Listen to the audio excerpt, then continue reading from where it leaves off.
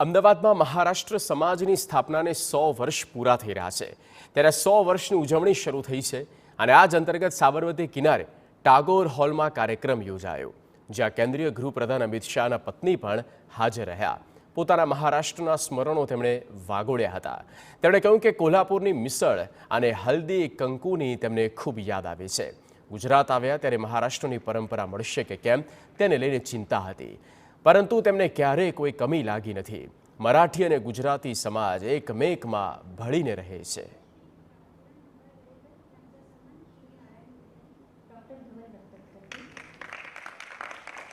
મને ગુજરાતી અને મરાઠીમાં બહુ જ સમન્વય લાગ્યો અને મને ખૂબ આનંદ થયો અને બધું અહીંનું ફૂડ ટેસ્ટ કર્યું એમાં બી મને બહુ જ આનંદ આવ્યો અને મરાઠી બધા લોકોએ ગુજરાતી રાજ્યમાં આટલું સરસ મહત્ત્વ આપ્યું મરાઠીને એમાં મને ખૂબ આનંદ થયો। મને અહીંયા ગુજરાતમાં આવીને જરા બી ડર નથી લાગ્યો અને બહુ સમાનતા બેઉ ભાષાઓમાં લાગી અને બે સંપીન ભાષા સમગ્ર સંપીન ભાષા છે એમાં મને ખૂબ આનંદ આવ્યો કે બધા સંપીને રહે છે એમાં મોટી ખુશી થઈ। 1924માં સ્થાપિત સમાજના શતાબ્દી મહોત્સવની ઓગસ્ટ 2024 સુધી આ સ્થાપનાના 100 વર્ષની ઉજવણી થશે, જેની શરૂઆત ફૂડ ફેસ્ટિવલથી થઈ અને મરાઠી સમાજના એવા લોકો જેમણે અલગ અલગ ક્ષેત્રોમાં સમાજ સેવા અને રમતગમત સહિતના ક્ષેત્રોમાં નામના મેળવી એમનું સન્માન કરવામાં આવ્યું।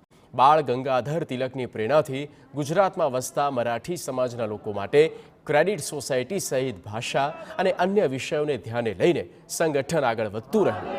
શતાબ્દી મહોત્સવના આ અવસર ઉપર આખું વર્ષ અલગ અલગ કાર્યક્રમનું આયોજન કરવામાં આવશે।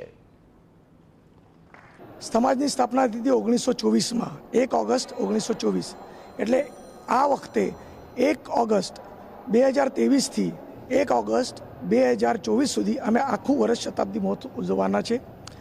આ 3 દિવસનો કાર્યક્રમ સ્પેશિયલી અમે અમારા સદસ્યો ભાઈઓ માટે રાખેલો છે તથા મહેમાનો માટે અમદાવાદના પ્રજા માટે રાખેલો છે કે જેથી એક યાદગીરી રહે 100 વર્ષની।